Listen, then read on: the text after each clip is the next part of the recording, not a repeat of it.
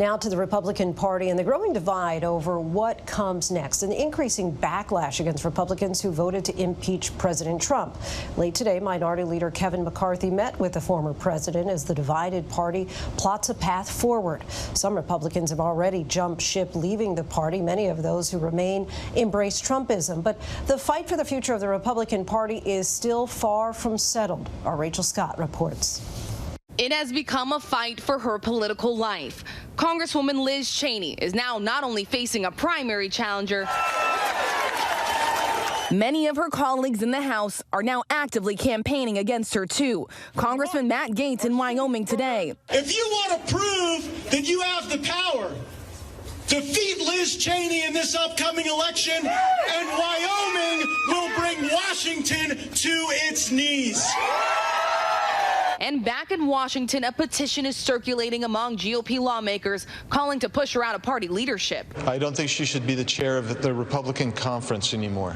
The reality is she's not representing the conference. She's not representing the Republican ideals. All of this because she voted to impeach Donald Trump, saying there has never been a greater betrayal by a president of the United States. In my view, Donald Trump demands absolute loyalty and gives none in return.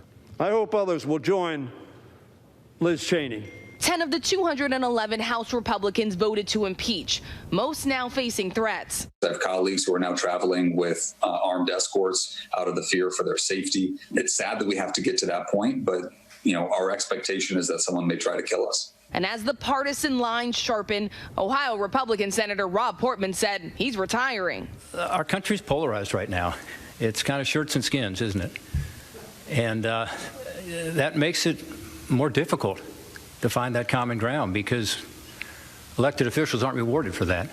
That unexpected announcement only underscoring a Republican Party that is in turmoil, riddled with infighting and bitterly divided over its future. Where is the Republican Party at this moment? Irretrievably broken. It is the party of sedition. It is the party of the big lie.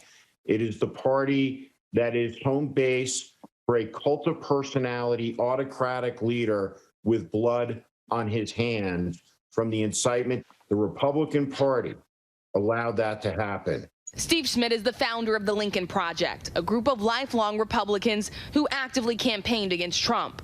He's now a Democrat. What the conservative party has to understand is you can't compromise with the white supremacists, the conspiracy loons, the autocrats. They have to be on the outside. Republican leader Kevin McCarthy is calling on his party to stop the infighting. ABC News has learned on a call he told GOP lawmakers to, quote, cut that crap out, adding, I'm not putting up with that anymore. But for some conservatives, it's too late. Jennifer Horn said she's had enough. What was the breaking point for you? I always kind of held on to the hope that if we were able to defeat Donald Trump, that there would be voices of honor, voices of leadership that would come forward within the party. I didn't leave the party because of Donald Trump. I left the party because of Republican leaders within the party. What would it take for you to come back to the Republican Party? There's not a path for me to go back to the Republican Party. I'm an independent today, and that's where I'll stay, I'm sure, as a voter for the rest of my life. Not everyone sees the party as a lost cause.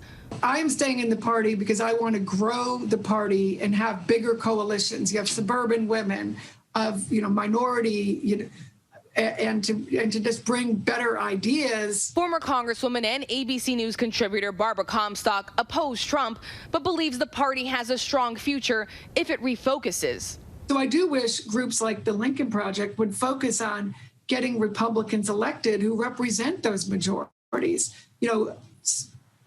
Go fight and spend your effort on, getting rid of a Marjorie Greene, battling, getting rid of a Jim Jordan.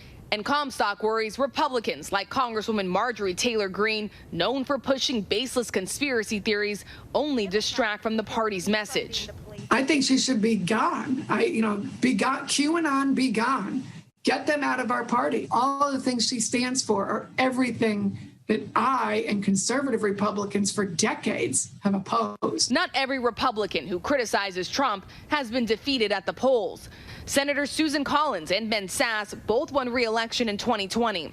And this week, they were among 5 Republicans and 50 Democrats who voted to move forward with the impeachment trial. But 45 GOP senators opposed the move, saying the trial is unconstitutional. 45 votes means that the impeachment trial is dead on arrival. Trump's influence on the party's future still looming large. Today, Leader McCarthy is in Florida, meeting with the impeached former president just 12 days before his second trial begins. McCarthy and Trump talked unity as the party faces the difficult task of getting different wings to work together and move forward.